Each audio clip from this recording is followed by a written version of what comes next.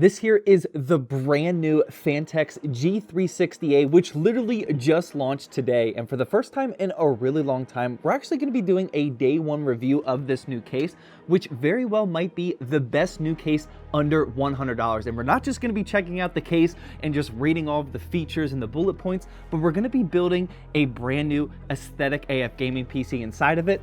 Let's get building.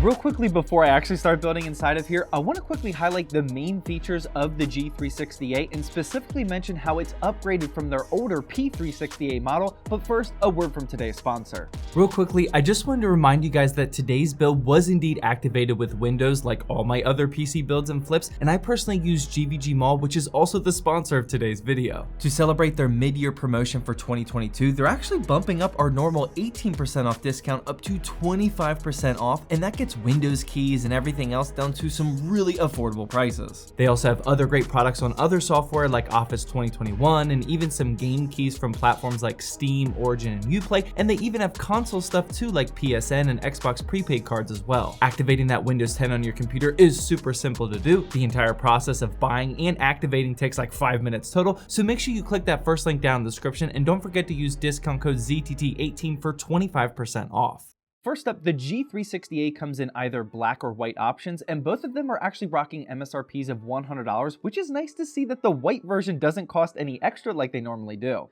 This new G360A also has space now for a 360mm radiator in the front or the top, but not at the same time, and the overall cooling capacity has increased by allowing up to 7 120mm fans, all while keeping the same exact size as the original P360A that could only fit 5. The overall aesthetic is a bit nicer as well, with a cleaner top section of the front panel, and there's now also a radiator and fan bracket up at the front, which I've always really liked because it allows you to install the fans or radiator much easier. There's also some minor upgrades that you can see here, but let's see how my experience goes with actually working inside the case and trying to build yet another baller gaming PC. For our AIO today, Phanteks also sent over their brand new Glacier 1 360. This 360 has been out for a while now, but this is the new white version, and this AIO is gonna look picture perfect inside the new G360A case.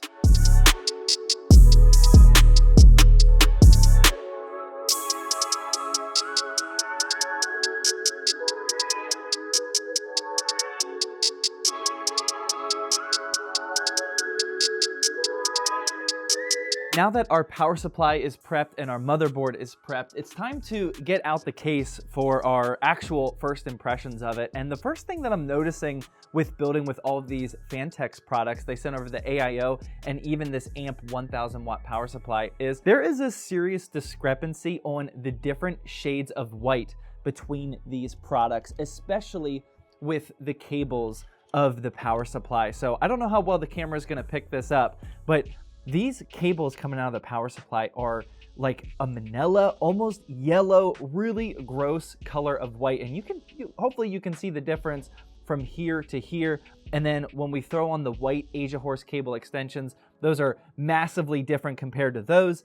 And then even with this Phanteks amp power supply, the fan color, the fan shade of white is even a little bit off compared to the body. And then all of this could possibly correlate to an unaesthetic gaming PC. It's really hard to match shades of white. Usually when you use the same manufacturer, they all use the same color, but clearly that's not the case with Phanteks. Now, we are reviewing just the case itself, so I don't know how much this will affect you, only if you buy all three of these parts. But yeah, let's move on to just talking about the case specifically. And the other first thing that I noticed was I'm a little disappointed that the case didn't come with a rear fan. Now, one of the big features of this G360A is that it can now include 7 RGB fans, and there's a perfect spot for a 360mm radiator up top, which is exactly what we're gonna be doing, but then there's no fan included in the rear. Now, I did buy a single fan, but unfortunately, I don't think Phanteks sells the exact fans that are on this radiator, so they're going to be a little bit mismatched, but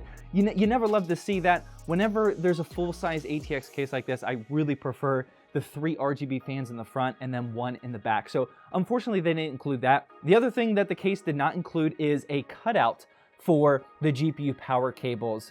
This is definitely more of a personal preference thing, but when I route out my nicely displayed custom cable combs for the graphics card power connector, I would much prefer those cables to come out of a hole right here. Instead, they're gonna have to loop all the way from the back here, which is definitely unfortunate. But those are my first initial thoughts of using this case so far. Now I wanna take off the back panel and see what the pre-cable management is like. So you guys know I don't spend a ton of time on my cable management, so having the manufacturer pre-cable manage this definitely affects people like me. And then this is what it is looking like. It's actually not too bad. It definitely looks like a mess down here, but that's perfectly fine. I love how big of a gap there is back here for cable management. This could house a super beefy cable bundle there. So it looks like we'll have plenty of room. There's a decent amount of room right here for the depth of the case.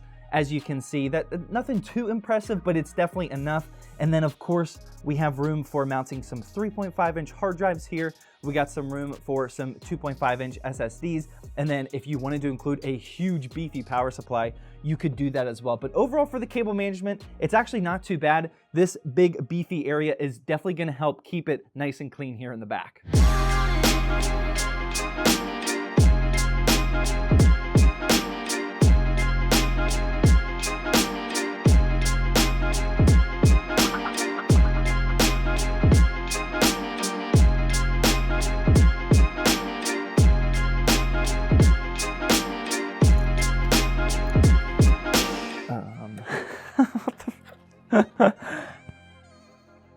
What in the world?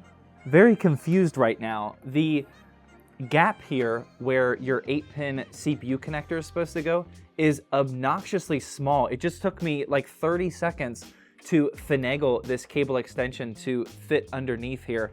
I don't know if that was a mistake or what, but like a beginner PC builder might get turned off by that and think that they're doing something wrong. I certainly felt the same way. Phanteks, I would have liked to see a little extra space there for the 8-pin. I'm just now discovering that that same exact concept is gonna apply to these cable management holes as well. These are obnoxiously tiny, and for getting in a GPU connector like this, where I have it custom cut so it has all 8x8 cables here, this is gonna be really difficult to fit inside of there. So I'm gonna unplug the USB 3.0 cable here, and hopefully we can get this to all fit, but this is not gonna be an easy fit in here.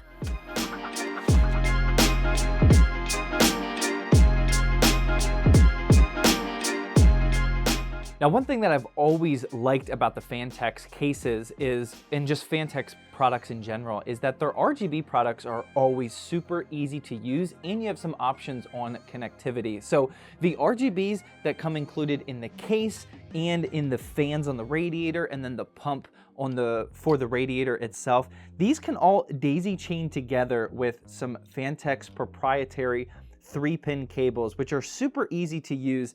And then once they're all daisy chained together, you can either connect this to a 3-pin ARGB port on your motherboard, or you can just connect these products via a SATA power connector and then use the cases button up here to select through all the RGB. So that's always really nice. I'm not gonna connect to the motherboard today because I wanna be able to scroll through all of the colors for this video without having to install Windows and all that. But yeah, definitely something to be aware of. Now, the only downfall of all this is we have a huge amount of RGB products in here, so cable management is definitely gonna be a little tricky just because of the sheer amount of RGB products. But thankfully, again, we have this huge runway over here for some serious cable management.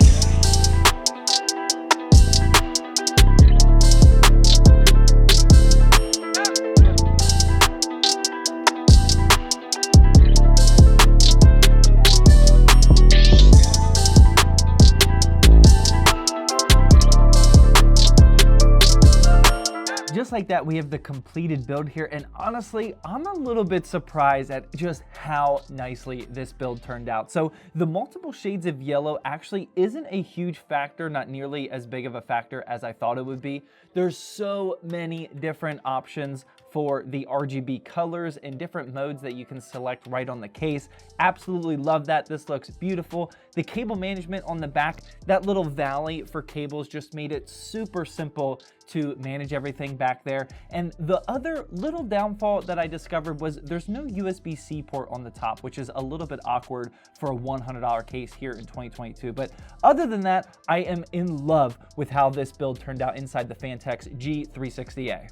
And real quickly, here is the final parts list of everything that we put inside the brand new G360A. This build list wouldn't be something that I necessarily recommend, as I did overpay a bit for the Ryzen 5 5600X, but that's only because I was trying to get rid of my extra MSI Mag B550 Tomahawk motherboard, and some of these other parts were from spare inventory as well. I do absolutely love how this Phanteks AIO sits inside of our G360A case, and overall, like I said, I'm super happy with how this turned out aesthetically, because again, aesthetics over everything.